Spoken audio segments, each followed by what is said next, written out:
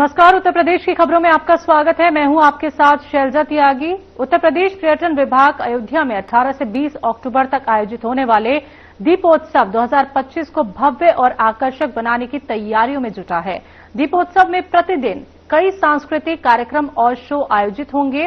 तो इस अवसर पर मल्टीमीडिया प्रोजेक्शन व लेजर शो का भव्य प्रदर्शन किया जाएगा, जिसका मुख्य उद्देश्य पारंपरिक दीयों के साथ आधुनिक प्रकाश तकनीकों के संगम में मंत्रमुग्ध कर देने वाला दृश्य प्रस्तुत करना है। तो ये शो अयोध्या में सरयू नदी के घाटों पर आयोजित किया जाएगा। आपको बता दें कि 100 से अधिक कलाकार भी लाइव परफॉर्मेंस देंगे और इसकी जानकारी उत्तर प्रदेश के पर्यटन एवं संस्कृति मंत्री जयवीर सिंह ने दी।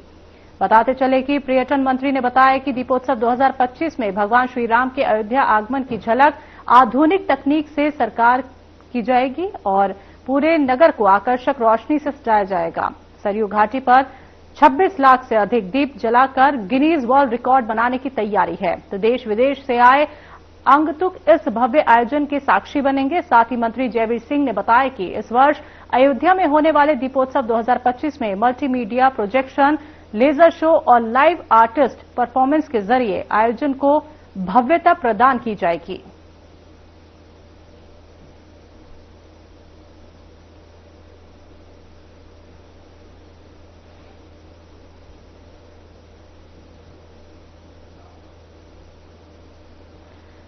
लखनऊ में नारी सुरक्षा, सम्मान एवं स्वावलंबन के लिए समर्पित मिशन शक्ति 5.0 के शुभारंभ पर कार्यक्रम का आयोजन किया गया, जिसमें सीएम योगी आदित्यनाथ ने शिरकत की। तो इस मौके पर सीएम योगी ने मिशन शक्ति 5.0 के शुभारंभ के साथ सभी 1600 से ज्यादा थानों में नवस्थापित मिशन शक्ति केंद्रों का उद्घाटन किया और सीएम योगी ने मिशन शक्ति केंद्रों से संबंधित एसओपी की पुस्तिकाओं का विमोचन और विभिन्न जन कल्याणकारी योजनाओं के लाभार्थियों से संवाद भी किया।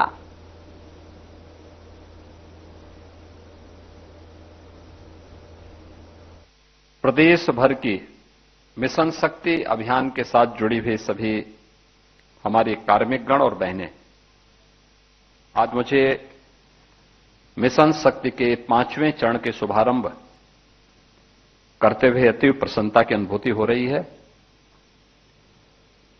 आज से 5 वर्ष पूर्व जब मिशन शक्ति के कार्यक्रम को हम लोगों ने 2020 में प्रारंभ किया था, हर व्यक्ति सशंकित था, क्या होगा, कैसे करना है, क्या इसकी थीम होगी। और उस समय मिशन शक्ति के इस अभियान को नारी सुरक्षा, नारी सम्मान और नारी स्वावलंबन के साथ जोड़ते हुए हम लोगों ने मिशन शक्ति नाम देकर के पूरे प्रदेश के अंदर नारी गरिमा के अनुरूप उसे सुरक्षा भी मिले, सम्मान भी मिले और स्वावलंबन के मार्ग पर अग्रसर हों, इस अभियान को तेजी के साथ आगे बढ़ाया। आज उसके परिणाम हम सबके सामने हैं। परिणाम सबसे पहले उत्तर प्रदेश पुलिस में। उत्तर प्रदेश पुलिस आजादी के बाद से लेकर के 2017 तक उत्तर प्रदेश पुलिस बल में महिला कार्मिकों की संख्या मात्र 10,000 थी और 2017 से लेकर के अब तक हम लोगों ने उत्तर प्रदेश पुलिस बल में जो भर्ती की है, इसके दम पर उत्तर प्रदेश पुलिस में महिला कार्मिकों की संख्या हुई है 44,000 से अधिक। आप अनुमान करिए, हर भर्ती में 20% महिला कार्मिक अनिवार्य रूप से होने हैं और उनको ट्रेनिंग भी समय पे देनी है। अभी हाल ही में हम लोगों ने 60,200 पुलिस कार्मिकों की भर्ती की, 200 पुलिस आरक्षी भर्ती संपन्न की है और उसमें मुझे बताते हुए प्रसन्नता है कि इस पूरी भर्ती प्रक्रिया में 12,044 महिला कार्मिक भर्ती भी हैं जो ट्रेनिंग ले रही हैं। ऐसे ही शिक्षकों की भर्ती को लेकर के, अन्य विभागों की भर्ती को लेकर के ये अभियान चलाए गए। लोग कहते थे महिला भर्ती होगी, ट्रेनिंग कहां करेगी, और ये समस्या भी थी। सत्र के पहले हमारे सामने चैलेंज था, क्योंकि हम जब भर्ती करने के लिए निकले थे, हमारे पास ट्रेनिंग की क्षमता मात्र 3,000 पुलिस कार्मिकों की हम ट्रेनिंग कर सकते थे। ट्रेनिंग कहां हम करेंगे? हमने मिलिट्री, पैरामिलिट्री और अन्य राज्यों के ट्रेनिंग सेंटर लिए थे, और आज इस 60,200 से अधिक पुलिस आरक्षी की ट्रेनिंग की पूरी प्रक्रिया को हम उत्तर प्रदेश के अंदर ही संपन्न कर रहे हैं, क्योंकि हमने ट्रेनिंग की क्षमता को 3,000 से बढ़ाकर के 60,000 से अधिक किया है। इस सरकार के द्वारा उठाए गए कदम और मिशन रोजगार के साथ बिना भेदभाव के प्रदेश के हर नौजवान को जोड़ने के कार्यक्रम का परिणाम है। आपने भी ये वीडियो फिल्म देखी होगी। वीडियो फिल्म के माध्यम से सरकार ने अपने कुछ एक झलक आगे बढ़ाई, जिसमें आपने देखा होगा कैसे सरकार ने अलग अलग क्षेत्र में बेटी के जन्म लेने से लेकर के उसे स्नातक तक की पढ़ाई के लिए, बेटी विवाह के योग्य हो गई तो उसके विवाह के लिए, अगर मुख्यमंत्री कन्या सुमंगला योजना है, 25,000 का पैकेज हम बेटी के जन्म से लेकर के स्नातक तक की पढ़ाई के लिए उपलब्ध करवा रहे हैं, और अलग अलग चरणों में हम लोग उपलब्ध करवाते हैं। बेटी ने जन्म लिया, 5,000 की राशि बेटी के नाम पर उसके अभिभावक को उपलब्ध करवा दिया जाता है, डीबीटी के माध्यम से दिया जाता है। बेटी 1 वर्ष की होगी तो 2,000 रुपये, लेकिन शर्त है बेटी के साथ भेदभाव नहीं होना चाहिए, सभी प्रकार के टीकाकरण के साथ उस बेटी को जोड़ा जाना चाहिए। सर्टिफिकेट मिलते ही 2,000 रुपये की राशि राज्य सरकार के द्वारा दी जाती है। बेटी पहली क्लास में जाएगी, 3,000 रुपये सरकार उसे मुख्यमंत्री कन्या सुमंगला योजना में अभिभावक के खाते में भेज देती है। बेटी छठी क्लास में जाएगी तो भी 3,000 रुपये की राशि अलग से सरकार उसके अभिभावक के खाते में भेजती है। और बेटी 9वीं क्लास के बाद जब 10वीं क्लास में जाती है तो 9वीं क्लास में प्रवेश लेते ही हम 5,000 रुपये की राशि देते हैं, और इसके बाद 12वीं पास करने पर 7,000 रुपये की राशि बेटी को अलग से इस स्कीम के अंतर्गत देकर के मुख्यमंत्री कन्या सुमंगला योजना से उसे आच्छादित करने का प्रयास प्रदेश सरकार ने किया है, और 26 लाख से अधिक बेटियां इस योजना से सीधे सीधे लाभान्वित हो रही हैं। बेटी की शादी को लेकर के पहले लोग घूमते थे, चेहरा देखकर के योजना का लाभ मिलता था। आज हमने तय किया 1 लाख रुपए की राशि मुख्यमंत्री सामूहिक विवाह योजना में बेटी की शादी के लिए बिना भेदभाव के प्रदेश की हर बेटी को उपलब्ध करवाया जा रहा है। 1 लाख रुपए बेटी की शादी के लिए भी सरकार अनुदान दे रही है। और यही नहीं, केंद्र सरकार ने भी आदरणीय प्रधानमंत्री जी के मार्गदर्शन में बेटी बचाओ बेटी पढ़ाओ का कार्यक्रम, मातृवंदना का अभियान,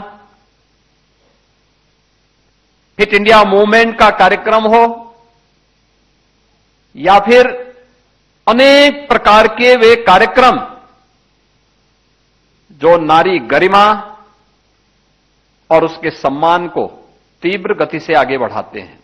जितने भी वेलफेयर स्कीम की गरीब कल्याणकारी योजनाओं को प्रारंभ किया गया है पिछले 11 वर्ष में, उनका केंद्र बिंदु नारी है। स्वच्छ भारत मिशन में देश के अंदर 12 करोड़ घरों में शौचालयों का निर्माण होना, यह नारी गरिमा का प्रतीक भी है। 10 करोड़ घरों में उज्ज्वला योजना का कनेक्शन मिलना, यह नारी को धुएं से मुक्त करने और ग्रीन ईंधन के साथ जोड़ने की एक अभिनव योजना बिना भेदभाव के हर नारी को प्राप्त हुई। आयुष्मान भारत की योजना में देश के अंदर 10 करोड़ परिवारों को जोड़ने का कार्यक्रम, यानी 50 करोड़ लोग इस योजना से लाभान्वित हो सकते हो। परिवार में कोई बीमार होता है, हो सकता है परिवार का पुरुष सदस्य मुंह मोड़ ले, लेकिन घर की नारी यानी मां या बहन कभी मुंह नहीं मोड़ती। वह अपना जेवर गिरवी रख करके उपचार कराने में पूरी ताकत झोंकती है और यह लाभ उसको सीधे उसके सम्मान से जुड़ी हुई है। घर में अगर 10 सदस्य हैं और भोजन किसी प्रकार से 8 लोगों को प्राप्त हो रहा है तो घर की नारी भूखी रह जाएगी, लेकिन अन्य लोगों को भूखे नहीं रहने देती।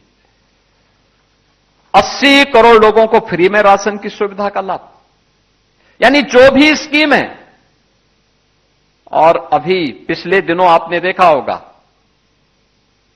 ग्रामीण भू अभिलेख घरौनी, ये भी महिलाओं को प्रदान किए गए। महिलाओं में अकेले उत्तर प्रदेश ने देश के अंदर 3 करोड़ ऐसे ग्रामीण भू अभिलेख वितरित हुए, उनमें से 1 करोड़ से अधिक अकेले उत्तर प्रदेश ने वितरित किए, जिसमें जमीन का कागज महिलाओं के नाम पर होगा और ग्रामीण क्षेत्र में व्यवस्था अनिवार्य रूप से की गई। 4 करोड़ गरीबों के लिए एक आवास बन जाना, यह व्यवस्था भी तेजी के साथ आगे बढ़ाई गई। अकेले उत्तर प्रदेश में हम लोगों ने अब तक 60 लाख गरीबों के लिए एक आवास बिना भेदभाव के उपलब्ध करवाए हैं। यानी हर वेलफेयर स्कीम में नारी की गरिमा और उनके सम्मान को, उनकी सुरक्षा को ध्यान में रख करके उपलब्ध करवाने का कार्य किया गया। रोजगार मिशन के अंतर्गत भी और स्वरोजगार के साथ भी उत्तर प्रदेश ने बैंकिंग कॉरस्पॉन्डेंट सखी की अभिनव योजना प्रारंभ की थी कोरोना कालखंड में, और मुझे प्रसन्नता है कि 40,000 से अधिक बैंकिंग कॉरस्पॉन्डेंट सखी प्रदेश भर में बैंक के लेन देन का पूरा काम, गांव को बैंक की कमी को पूरा करते हुए सफलतापूर्वक प्रदेश भर में कर रही हैं और इनके माध्यम से हजारों करोड़ का लेन देन होने के साथ साथ स्वयं भी मुनाफा कमाया जा रहा है। आपने देखा होगा पहले प्रदेश में 17 के पहले पोषाहार की स्कीम के साथ वे बदनाम ठेकेदार जुड़े हुए थे जो शराब के काले कारोबार के साथ प्रदेश के लोगों के जीवन के साथ खिलवाड़ करते थे। आप सोचो, वही व्यक्ति शराब का ठेका, शराब की सप्लाई कर रहा है, वही महिलाओं के लिए पोषाहार का भी वितरण करता था और व्यापक धांधली होती थी। हमने THR प्लांट बनाए, आदरणीय प्रधानमंत्री जी ने उसका लोकार्पण किया। आज 204 टेक होम राशन, इसके माध्यम से 60,000 महिला स्वयंसेवी समूह की बहनें 8,000 रुपए प्रतिमाह कमा रही हैं। आप अनुमान करिए, जिसमें पहले एक भी महिला को रोजगार नहीं मिलता था बल्कि महिला के हक को छीना जाता था, आज उसमें 60,000 बहनें रोजगार भी प्राप्त कर रही हैं और 2 करोड़ बहनों को सीधे सीधे योजना का लाभ भी इसके माध्यम से प्राप्त हो रहा है। यानी सरकार की नीयत साफ हो तो योजनाएं अपना रास्ता स्वयं बनाती हैं। पहले बेटी की सुरक्षा पे भी खतरा था, बेटी के रोजगार पर भी डकैती पड़ती थी। उसके लिए शासन ने कोई योजना बनाई भी तो योजनाओं पे डकैती कैसे पड़ती थी, पोषाहार मिशन उसका एक उदाहरण है। रोजगार में किस प्रकार की डकैती पड़ती थी, नौकरियों में व्यापक धांधली, इसके उदाहरण हैं। बेसिक शिक्षा परिषद में आज के दिन पर 1,60,00,000 से अधिक बच्चे बेसिक शिक्षा परिषद के स्कूलों में पढ़ रहे हैं। मुझे याद है 17 के पहले 70 से 75% बेटियां बेसिक शिक्षा परिषद के स्कूलों में नंगे पैर जाती थी। कपड़े पुराने होते थे। मुझे याद है जब मैं बुंदेलखंड दौरे पे गया था, मैंने देखा कुछ बच्चे स्कूल जा रहे हैं। मैं भौचक था, मैंने गाड़ी रोकी एक जगह पे, वो बच्चे पहले तो डर गए। मैंने पुलिस कर्मियों को अलग से कि मैंने खबरों में वक्त एक छोटे से ब्रेक का, जल्द वापस लौटेंगे।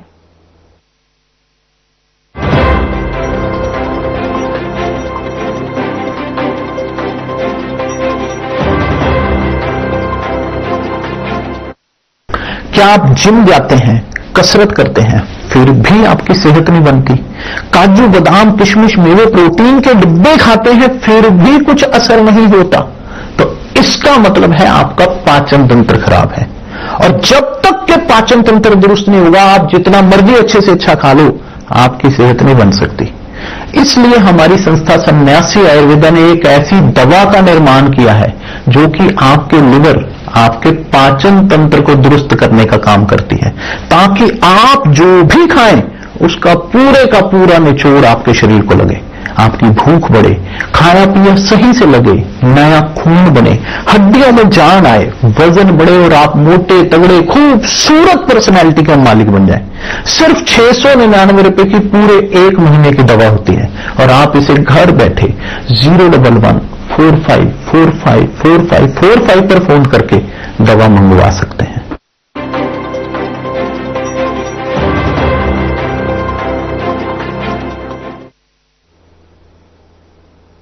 ब्रेक के बाद एक बार फिर से आप सभी का स्वागत है। बात करते हैं अगली खबर की। लखनऊ यूनिवर्सिटी में सीएम योगी ने गोमती पुस्तक महोत्सव का उद्घाटन किया। तो आपको बता दें, साथ ही इस मौके पर बच्चों से भी सीएम योगी ने मुलाकात की। इस बार राष्ट्रीय पुस्तक न्यास की ओर से लखनऊ में ये चौथा पुस्तक मेला है। पहले 3 मेले गोमती रिवर फ्रंट पर लगाए गए और इस बार लखनऊ विश्वविद्यालय के फुटबॉल ग्राउंड में 20 से 28 सितंबर तक पुस्तक मेले का आयोजन किया जाएगा।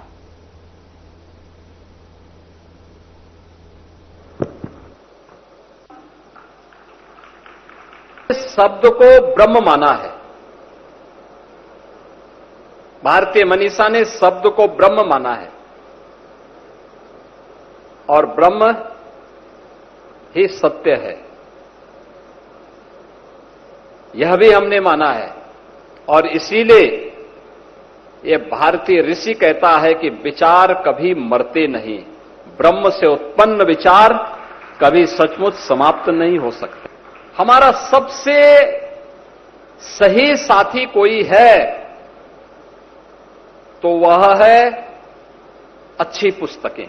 और जो बोला गया यहां पर अभी, नेशनल बुक ट्रस्ट के अध्यक्ष प्रोफेसर मराठे जी ने जो बातें यहां पर कही कि हमें सामूहिक रूप से पढ़ने की आदत डालनी चाहिए। और मैं तो आज के युवाओं से कहूंगा कि 5 घंटे 6 घंटे स्मार्टफोन पर देने की बजाय केवल 1 घंटा रचनात्मक पुस्तक पढ़ लेंगे तो जीवन का कल्याण हो जाएगा। भारत के वैदिक परंपरा से जुड़े हुए ऋषियों की अमर गाथा हमें वेदों, उपनिषदों में देखने को मिलती है। ऐसे ही एक ऋषि हुए ब्रह्मवेता ऋषि याज्ञवल्क्य। उनके बारे में कहा जाता है कि वह वैदेह जनक राज की सभा के रत्नों में से एक थे और ब्रह्म पर उनके विचारों से राजा जनक भी अभिभूत होते थे, उनके साथ आत्म साक्षात्कार करते थे। उन्होंने आत्मज्ञान से संबंधित अपने उस महत्वपूर्ण ज्ञान से समाज को लाभान्वित किया।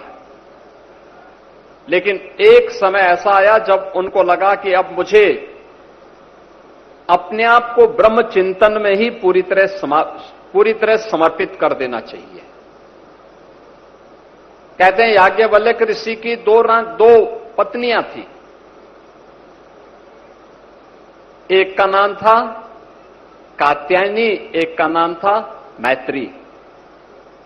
ये दोनों अपने समय की ब्रह्मवादिनी थी। मैत्री और गार्गी का नाम तो कौन ऐसा भारतीय होगा जिसने न सुना हो।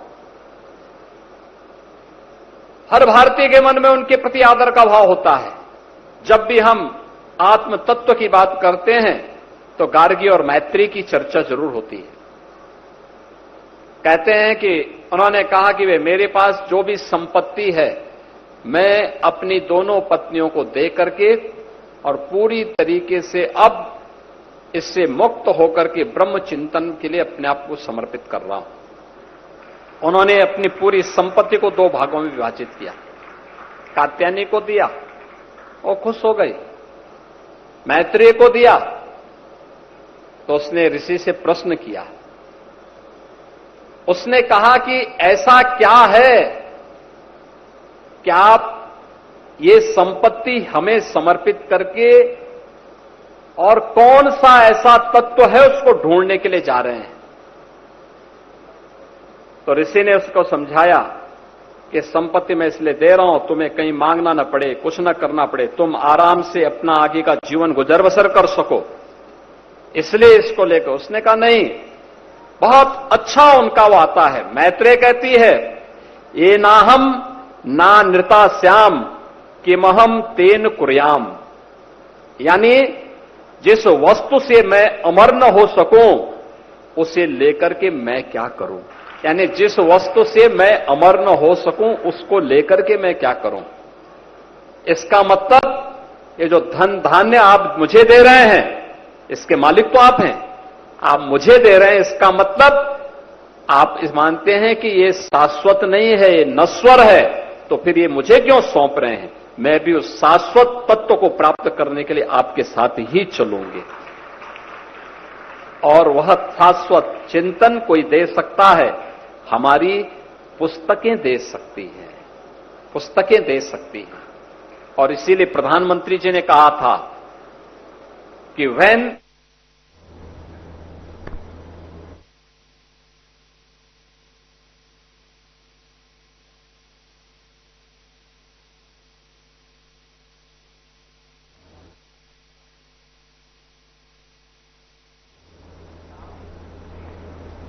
खबरों में अभी के लिए इतना ही, लेकिन अब आपको लेके चलते हैं डॉक्टर राकेश गुप्ता के प्रोग्राम प्लस माइनस में। नमस्कार।